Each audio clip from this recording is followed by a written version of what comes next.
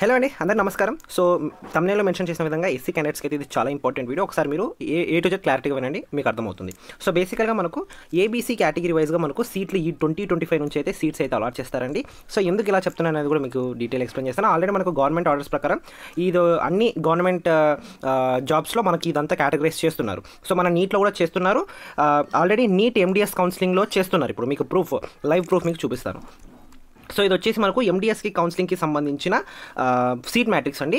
BDS తర్వాత MDS చేస్తారు. ఈ ఎండిఎస్ పీజీ లాగా అనమాట. సో ఇక్కడ మీరు చూసుకుంటే SC1 general, SC1 PH, so SC2 general, so ఇలాగా కేటగరైజ్ చేసుకుంటే వెళ్ళిపోతున్నారండి.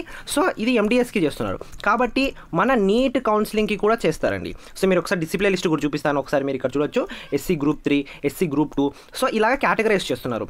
సో మన యొక్క నీట్ కౌన్సిలింగ్లో కూడా కేటగరైజ్ చేస్తారు, ఏబీసీ కేటగరైజ్ చేస్తారు. ఓకేనా? సో అది ఎస్సీకి సంబంధించిన అప్డేట్ అయితే. సో మీ అందరికీ ఈ వీడియో యూస్ఫుల్ అయిందని అనుకుంటారు. సో మన నీట్ 2025లో కూడా ఈ యొక్క కేటగరైజేషన్ అనేది చేస్తారు. సో ఇది ఇంతవరకు వచ్చిన అప్డేట్ అయితే. ఎండిఎస్ కౌన్సిలింగ్ అయితే మన డాక్టర్ ఎన్టీఆర్ యూహెచ్ఎస్లో అయితే నడుస్తుంది. సో దానికి సంబంధించిన మెరిట్ లిస్ట్ అయితే ఇది.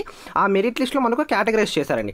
ఎవ్రీ ఇయర్ మనకు జస్ట్ ఎస్సీ వాళ్ళు అయితే జస్ట్ ఎస్సీ అనే పెట్టేస్తుంటాయి. కానీ ఇంకా గవర్నమెంట్ ఆర్డర్ ఈ ఇయర్ వచ్చిన తర్వాత మనకు SC1, SC2 తర్వాత SC3 అనేది సపరేట్గా మెన్షన్ చేయడం అయితే ఇక్కడ స్టార్ట్ చేశారండి. సో అది ఇవాళ అప్డేట్ అయితే. హోప్ ఈ అప్డేట్ మీకు యూస్ఫుల్ అయిందని అనుకుంటాను. మన ఛానల్ సబ్స్క్రైబ్ చేసుకోండి. కౌన్సిలింగ్ రిలేటెడ్ వీడియోస్ మన ఛానల్లో డే టు డే అయితే పోస్ట్ చేస్తాను. Thank you for watching.